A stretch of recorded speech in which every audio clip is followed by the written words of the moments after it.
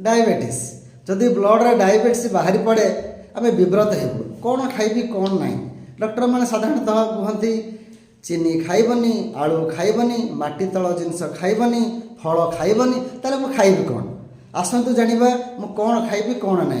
नमस्कार मुझे type 2 diabetes रेमिशन holistic health expert मु आपको गाइड करी किसी जिनिस आभोड करेंगे किसी आड करेंगे जहाँद्वारा कि आप सुगर को कंट्रोल करेंगे।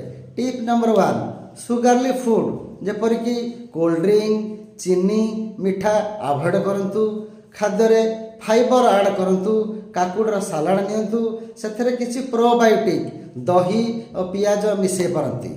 टिप नंबर 3 सुसमय सुखाद्य नियंतु जेपरिक टाइमली सकाळ 7:30 रु 8:30 भितर ब्रेकफास्ट 12:30 1:30 भितर लंच 7:30 रु 8:30 भितर डिनर समाप्त करंतु।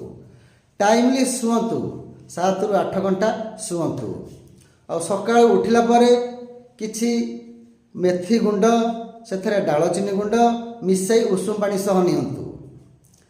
टिप नंबर 4 आपण किछि आमला भृषंग पत्र किछि अदा ग्राइंडिंग करके जूस नियंतु जहाँद्वारा कि आप गट बैक्टेरिया ठीक रखिब आपणकर पेट को बूस्ट कर जहाँद्वारा कि सुगर कंट्रोल हम। स्ट्रेस फ्री कहतु स्ट्रेस फ्री रहिले आपणकर डोपामाइन सिक्रेशन हम स्ट्रेस हार्मोन आपणकर रिलीज हम जहाँद्वारा कि आप सुगर फ्री हो पारे डायबिटीज कंट्रोल को आनी पारे।